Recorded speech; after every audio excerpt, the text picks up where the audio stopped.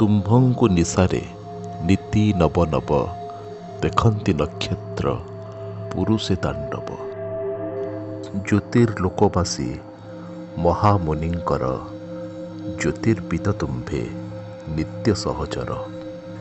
ରହିବ ତାବତ ଭବେ ତୁମ୍ଭ ଯଶ ଦୀପିବେ ଯାବତ ଏ ଜ୍ୟୋତି ଛାନ୍ଦସ।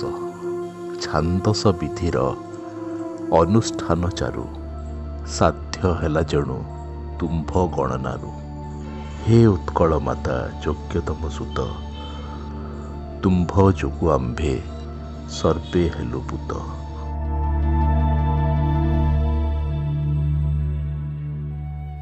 ନର ଦେହେ ଥିବ ଯାବତ ହୃଦୟ ସିଦ୍ଧାନ୍ତ ଦର୍ପଣ ହେବ ନାହିଁ କ୍ଷୟ। ରାଧାନାଥ ତାଙ୍କ ଦରବାରରେ ଯେତେବେଳେ এই ଉକ୍ତିଟି ପ୍ରକାଶ କରିଛନ୍ତି ସେ କହୁଛନ୍ତି ଯେ ମଣିଷ ଭିତରେ ହୃଦୟ ଥିବା ଯାକ ସେ ବଞ୍ଚିଥିବା ଯାକ ସିଦ୍ଧାନ୍ତ ଦର୍ପଣର କ୍ଷୟ ନାହିଁ। ଏଭଳି ଅମର କୃତି ମହାଗାଣିତିକ ବିଦ୍ୟା ହାସଲ କରି ଏବଂ ନିଜର ଗୋଟେ ମୌଳିକ ବୈଜ୍ଞାନିକ ଚିନ୍ତାଧାରା ପ୍ରକାଶ କରିଛନ୍ତି ଉତ୍କଳର ବରପୁତ୍ର ବିଶ୍ୱବିଖ୍ୟାତ ମହାମହୋପାଧ୍ୟାୟ ଚନ୍ଦ୍ରଶେଖର ସିଂ ସାମନ୍ତ। ଖଣ୍ଡପଡ଼ାର ଶ୍ୟାମବନ୍ଧୁ ସିଂ ଏବଂ ମାତା ବିଷ୍ଣୁମାଳୀଙ୍କ ସନ୍ତାନ। 14 ବର୍ଷ ବୟସରେ ସେ କାଳିଦାସ ଭବଭୂତି ଏବଂ ସବୁ ସଂସ୍କୃତ କାବ୍ୟ ଶାସ୍ତ୍ର ସେଥିରେ ତାଙ୍କର ପାଣ୍ଡିତ୍ୟ ପ୍ରକାଶ କରିଥିଲେ ଖୁବ୍ କମ୍ ବୟସରେ। ଦ୍ୱିତୀୟ କଥା ସାମନ୍ତ ଚନ୍ଦ୍ରଶେଖର ରାଜ ପରିବାରରେ ଜନ୍ମ ହୋଇଥିଲେ ମଧ୍ୟ ସେ ଅତି ସାଧାରଣ ଭାବରେ ଜୀବନ କଟୁଥିଲେ। ଆଜି ଗାନ୍ଧିଜୀଙ୍କୁ ଆମେ ଗୋଟିଏ ଚାଦର ପକାଇକିରି ବସିଥିବା ଦେଖୁଛୁ, ଆଣ୍ଠୁ ନଳୁଚା ଲୁଗା ପିନ୍ଧିକିରି ବୁଲୁଥିବା ଦେଖୁଛୁ। ବୋଧହୁଏ ମୋର ମନେ ହେଉଛି ସାମନ୍ତ ଚନ୍ଦ୍ରଶେଖର ତାଙ୍କ ଜୀବନରେ ସେହି ଆଦର୍ଶ ପ୍ରଥମେ ଭାରତବର୍ଷରେ ଆମେ ଦେଖିବାକୁ ପାଇବା ଯେ ଗୋଟିଏ ଚାଦର ଗୋଟିଏ ଧୋତି, ଅଥଚ ରାଜ ପରିବାରରେ ସେ ଜନ୍ମ ହୋଇଥିଲେ। ସେ ଯେଉଁ ରାଜନ୍ୟ ସେ ବୁନିୟାଦୀକି ସେ ଛାଡ଼ି ଦେଇଥିଲେ। ସେଥିପାଇଁ ନୟାଗଡ଼ ଜିଲ୍ଲା ଯେତେବେଳେ ଅବିଭକ୍ତ ଥିଲା ଏବଂ ଖଣ୍ଡପଡ଼ା ଆଉ ନୟାଗଡ଼ ଭିତରେ ଗୋଟେ ସୀମା ବିବାଦ ଲାଗି ରହିଥିଲା ଏବଂ ସେ ସୀମା ବିବାଦକୁ ମଧ୍ୟସ୍ଥତା କରିଥିଲେ ସାମନ୍ତ ଚନ୍ଦ୍ରଶେଖର ଏବଂ ସେଥିରେ ସଫଳ ହୋଇଥିଲେ। ଏବଂ ସେଠି ଗୋଟେ ପାହାଡ଼ ଥିଲା, ସାରଣ୍ଡା ପଥର ଗୋଟେ ସମତଳ ଜାଗା ଥିଲା, ସେଇଠି ବାଉଁଶ ନଳୀରେ ଗୋଟେ ଦୂରବୀନ କରିକିରି ତାକୁ ସେ ଗ୍ରହ ତାରାର ଚଳନ ସେ ବିଷୟରେ ନିଜ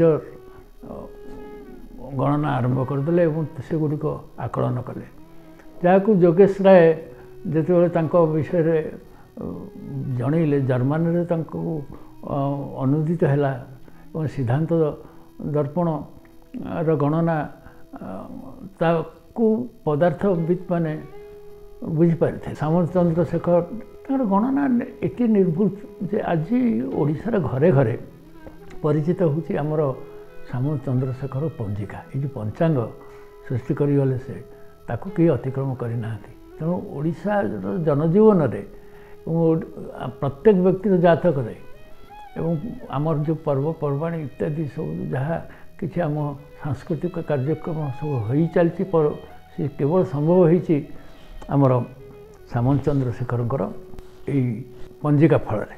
ସେ ଜଣେ ବିସ୍ମୟକର ପ୍ରତିଭା। ତେଣୁ ଯଥାର୍ଥରେ ରାଧାନାଥ କହିଛନ୍ତି ଯେ ଆମେ ତାକୁ ଚିହ୍ନି ପାରୁନୁ ସେ ପ୍ରତିଭାକୁ। ମାଣିକ ଯାଏ ଯଦି ଚଣ୍ଡାଳ ସାହି ପିଟନ୍ତି ଗୋରୁ ହାଡ଼େ ତାକୁ ନିଠେଇ। ଏକଥାରେ ଦରବାରରେ ରାଧାନାଥ ତାଙ୍କ ଉପରେ ବିଶେଷ ଭାବରେ ଗୁରୁତ୍ୱ ପ୍ରଦାନ କରିଛନ୍ତି।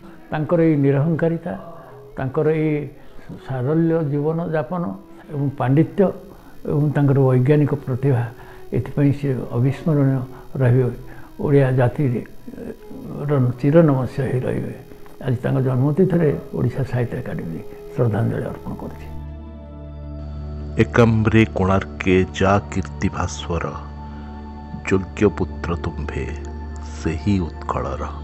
ମାତ୍ର କାଳ ମୁଖେ ସେ କୀର୍ତ୍ତି ବିମଳ ଦେଇ ନିଜ ମୁଖେ ଏବେ ସେ ଉତ୍କଳ ବୋଳି ଦେଇଅଛି ଅଜ୍ଞାନର ମସି ସେ ଉତ୍କଳେ ତୁମ୍ଭେ ଶ୍ମଶାନ ତୁଳସୀ। ସାମନ୍ତ ଚନ୍ଦ୍ରଶେଖର କେବଳ ଉତ୍କଳର ପରିଚୟ ନଥିଲେ, ଗୌରବ ନଥିଲେ, से यथार्थरे थिले सारा भारतर गौरव। एक कथा कहबार गोटाए निर्दिष्ट कारण भी अच्छी। एक कथा सत जे ओडिशा तार परिचय पाइथिला सामंतक माध्यम रे। ता पूर्व कारण आम जानी 1866 जो नौक दुर्भिक्ष है सेतेबेले बाहर लोक जानी पारि नथिले जे ओडिशा बोली गोटा एमती अंचल अछि। किंतु ओडिशा प्रकृति रे परिचित होइथिला सामंतक माध्यम रे। तांको संपर्क रे जेतेबेले नेचर और नॉलेज अमेरिका एवं इंग्लैंड रे दुईटी पत्रिका रे लेखा प्रकाश पाइला एवं परवर्ती काल रे से महामहोपाध्याय उपाधि पाइले। किंतु यथार्थरे तांको एइथिपि कहा जाउची जे भारत गौरव स्वदेशी ज्ञान कौशल जो उपयोगिता से ताको साब्यस्त करथिले। आम सामंत को केवल जने ज्योतिर्विद विज्ञानी भाव में सीमित कले चलिब नाही। साहित्य रे तांकर गभीर ज्ञान थिला। संस्कृत रे प्रवेश रे मध्य तांकर संस्कृत रे जो प्रवेश से मध्य खूब गभीर थिला। एवं तांकर जो पुस्तक गुड़िक सिद्धांत दर्पण तो तांकर जाको आम इंग्राजी रे कहूचे मैग्नम ओपस श्रेष्ठ ग्रंथ। ता छड़ा दर्श दीपिका एवं दर्पण सार से मध्य रचना करथिले। एवं ये कथा को सब अनुध्यान कले जना पड़े जे से जन ज्योतिर्विज्ञानी सत किंतु संस्कृत रे गभीर ज्ञान सहित साहित्य रे तांकर मध्य गभीर अनुप्रवेश थिला। जो साहित्यिक छंद साहित्यिक विभाव से प्रतिकित होती आज भी पढ़िले मनुष्य चमत्कृत हुए। सेमती दर्पण सार ताको से ओडिया रे लिखिथिले। तांको जते मात्र 14 वर्ष बयस से आरंभ करिसंती सिद्धांत दर्पण लेखा एवं 34 वर्ष बयस रे 20 वर्ष तांको लागिछि। से 34 वर्ष बयस रे सिद्धांत दर्पण को सारिसंती। से जो गाणितिक सूत्र माध्यम रे ग्रहर गणति करिसंती एवं गाणितिक सूत्र माध्यम रे ग्रह चलन तारकार स्थिति केबे कौन हम चंद्र ग्रहण केबे हम सूर्यपराग केबे हम से आधार रे एबे मध्य से स्थिति आमे पाई पारुछु तांको सूत्र को आधार करिक। तेणु तांकर जो गणना तेणु गणित रे गभीर ज्ञान थिला साहित्य रे ज्ञान थिला संस्कृत रे ज्ञान थिला। ए जो कथा गुडी को ता सहित आमे जोड़िबा तांको मनीष पड़े निष्ठापर मनीष थिले से। एवं सेते बेलर स्वदेशी ज्ञान कौशल को से एते उत्तम स्तर को नहीं से जो सबुठार गोटे विभिन्न जगार आलोचना करती ब्रह्मांडा खंड भांड स्थिरतर धरणी मंडल भ्रांति सौंड ये जो स्वर्गटी सी जे पृथ्वी स्थिर ता साथी जोड़ा है जो मोर सिद्धांत मोर मुख गौर सिंह भली बाहरी ए सिद्धांत ताहा इंग्लैंडीय मानकर माने पाश्चात्य देशर जो मत ताकू से तार मत हस्ती को से तार मत को खंडन करिवो तार मस्तिष्क को विदीर्ण करिवो। ये जो मनोभाव मत लगे जे सारा भारत वर्ष रे स्वदेशी ज्ञान कौशल को एते उच्च स्तर को नबारे पठाणी सामंतर पटांतर नाही। तेणु से उत्कलर गौरव एवं भारतर मध्य गौरव। आमर असुविधा है जे आमे जेतिकी प्राधान्य दबा कथा सामंत को सेतिकी देइनु एवं तांकर जो ज्ञान तार केमती परिवृद्धि घटिब तार विश्लेषण केमती हम अनुशीलन हम और से आधार में आमे केमती अधिकरु अधिक स्वदेशी ज्ञान कौशल को परिव्याप्त करवा से दिगरे चेष्टा करना। आज जयंती रे मु आशा करी जे आमे सचेतन हवा जे आम देशर जो स्वदेशी ज्ञान कौशल तार केमती व्यापकता आसब से केमती वृद्धि घटिब गवेषणा केमती अधिक हम एवं सामंतक नाम अनुष्ठान कले तांकर कीर्ति मध्य अधिकरु अधिक अनुशीलित हम। तारा रूपे उई उत्कल गगने रहिल अज्ञान मेघ आवरणे दूरु देखि तुम्भ दिव्य ज्योति राशि चिन्हिले तुम्भंकु दूर देशवासी उत्कल उदय अचले भास्कर हेलो भारतर द्वितीय भास्कर। पठाणी सामंत जेतेबेले ओडिशार जन्मग्रहण करुचंती से समयटी होची 1835 मसीहा। ये 1835 मसीहा समग्र भारतवर्षर शिक्षा नीति रे गोटे क्रांतिकारी अभियान आनीथिला। ए क्रांतिकारी अभियान प्रवक्ता थिले बेबिंगटन मैकले। बेबिंगटन मैकलेंकर इच्छा थिला समग्र देश रे इंग्रेजी भाषा शासन क्षेत्र रे और शिक्षा क्षेत्र रे पालन करा जाऊ। जो भाषा नीति प्रणयन करथिले मैकेले आउ यही मुहूर्त रे बा सही सांस्कृतिक प्रेक्षापट रे पठाणी सामंत जन्म नहीं। अर्थात जो आधुनिक शिक्षा और आधुनिक सभ्यता जेतेबेले स्पर्श करुची सही समय रे गोटे नुआ संभावना घेनी यही उत्कल माटीरे ओडिशा माटीरे जन्म ग्रहण करिसंती महामय उपाध्याय चंद्रशेखर सिंह हरिचंदन महापात्र सामंत। यही घड़ीसंधि मुहूर्त आम पई अत्यंत प्रेरणार उत्स। एक कथा कहिबार यथार्थता हेउची जे ज्ञान जेतेबेले समाहित हेइची गोटे प्राच्य भाषा रे प्राच्य साहित्य रे से होची संस्कृत।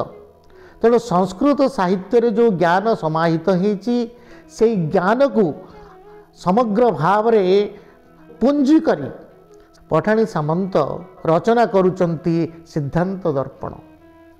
जो गणित आउ भाषा उभयर समन्वय होची सिद्धांत दर्पण। तेणु गणित आउ भाषा को समन्वय करी यदि आमे तार वैज्ञानिक आलोचना करूँ ताहले पठाणी सामंतଙ୍କର अवदान सर्व पृथ्वी रे अद्वितीय। से केवल आमर ओडिशार नुहे भारत रे आ पृथ्वी रे मध्य से जड़े अद्वितीय गवेषक अद्वितीय ज्योतिर्विद जे कि से छाईरू से अनुध्यान करुथिले उच्चता। तेणु छाईरू से पहाड़र उच्चता को मापी से समय इंग्रेज सरकार पाखरे से उपहार प्राप्तिर से सौभाग्य मंडन करथिले। तेणु पठाणी सामंत को आज आम मने पकईबार अर्थ हेउची आमर जो अंतरशृंखला विद्या अध्ययन इंटरडिसिप्लिनारी स्टडी तार प्रवक्ता आमे पठाणी सामंत को घोषणा करिवारे कौनसी द्विधा नाही। से अंतरशृंखला विद्या कहिले गोटिए विद्या सहित आउ गोटे विद्यार समन्वय। मु एठी कही रखे जे साहित्य सहित गणितर संपर्क भाषा सहित गणितर संपर्क आउ ये सबुर संपर्क विज्ञान सहित अति चमत्कार भाव रे भित्तिभूमि स्थापन करथिले पठाणी सामंत। तेणु सिद्धांत दर्पण को जदि आमे से अंतरशृंखला विद्यार आमे प्रथम आधार बोली आमे ग्रहण करिबा तार परवर्ती काल रे ओडिशा रे तुलनात्मक साहित्य तुलनात्मक विद्या भाषा विज्ञान चर्चा अग्रगति लभिछि। उत्कल भास्कर हे चंद्रशेखर ऋषि प्रभ महामती सिद्धांत दर्पण देखि देखाइल चंद्र तारा ग्रह गति। सिद्धांत दर्पणे स्वदेशर गोष्ठी देखि करी एक लय कह कह एबे दुर्दशा एहार पाइबनी सते क्षय। सामंत चंद्रशेखर पितामाता पिता श्यामबंधु सिंह सामंत एवं माता विष्णुमाळी कौन संतान संतति हेउनथिला अनेक दिन पर्यंत जहाँ भी संतान संतति हेइथिले से माने पिलादिन मृत्युवरण करुथिले। तेणु से माने खंडपड़ा निकटस्थ खुंटपड़ा ग्रामर रामेश्वरंकर मंदिर रे प्रभुंकर शरणापन्न हेले एवं सामंत चंद्रशेखर जन्म ग्रहण कले। बहुत दिन पर्यंत तांकर संतान संतति जहाँ मरी जाउथिले सेथिपई सामंत चंद्रशेखरंकर अपर्त्याणी नाम रखागला पठाणी सामंत। पठाणी नाम रे तांकर परिचय आरंभ हैला। बाल्य शिक्षा आरंभ हैला बेलकु आमर पूर्वज कृतिवास रथ थिले तांकर प्रथम गुरु पणिकिया तांकु प्रथमे पाठ पढ़ाई थिले कृतिवास रथ। पिलादिनु सामंत चंद्रशेखरंकर खेलकूदरे मन लागु नथिला। से सबुबेले खरा छाई आकु देखी आकाश को चाहू रही एवं भावना भितरे निमग्न रोते। तांकर विवाह होइथिला एक रोचकपूर्ण मोड़े। तांकर विवाह बयस हैला बेलकु प्रस्ताव आसिला अनुगुल राजपरिवार जड़े जेमा सहित से अनुगुल को जाइथिले से समय विवाह करने पाई। तांको जेतेबेले तांको सासू देखिले आंकर असुंदर रूप देखी से कहले मो झील को मुझे बह देवी ना आंकर एते कुरूप ये एते कला आंक सहित मोर सुना खड़िका भाया झील को मु बाहा देविनी। बरजात्री मैंने आसी सामंत चंद्रशेखर को कहले साते आमे शिशुपाल होगा परा कारण कहते आपण सहित से झील को बह देवेनि। सामंत चंद्रशेखर चिंता कले एवं से समय से नैषधव्य काव्यर नलदा महांती उपाख्यान को संस्कृत श्लोक गान करने को लगिले।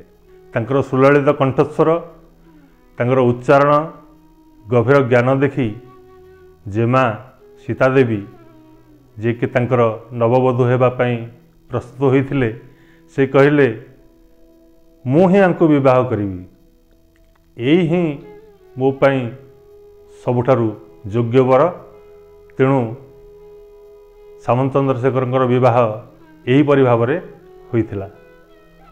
परवर्ती समय अगाध ज्ञानर अधिकारी होई से ज्योतिष गणित यहीपरि अनेक गवेषणा करी 2 खंड बाउंश नली साहाय्य ग्रह नक्षत्र तारा समस्तंगर गतिविधिर ज्ञान आहरण करी सिद्धांत दर्पण लिखिथिले जहा सबु समय पई रही जेथिपाई लेखा जाइछि सिद्धांत दर्पण हेब नाही लय नर देहे थिब जावत हृदय। प्रासाद सज्जित सुपरी पाटिरे माटी द्रव्य मिसी जीव से माटिरे मात्र उत्कलर दर्प चित प्रसूति ज्योतिष दर्पण दरिद्रर कृति सिद्धांत दर्पण हेब नाही लय नर देहे थिब जावत हृदय तुम्भ मोर देह ग्रासीची श्मशान मात्र जसो देहे तुम्भे आयुष्मान।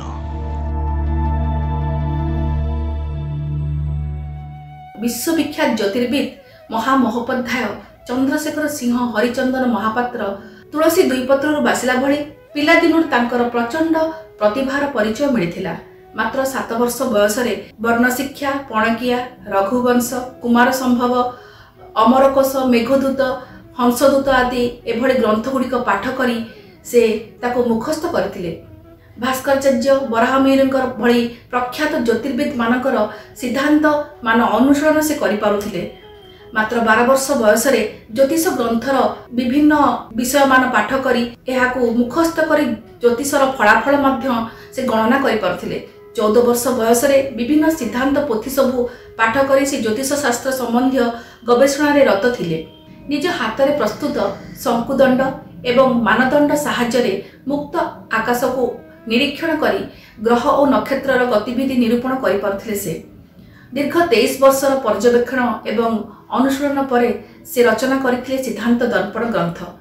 1899 मसीह यह प्रकाशित हेबा परे तांकु आंतर्जातिक क्षेत्र में स्वीकृति प्रदान करा जायथिला। सिद्धांत दर्पण ग्रंथटी जर्मान भाषा रे मध्य अनुदित एवं प्रकाशित होईछि।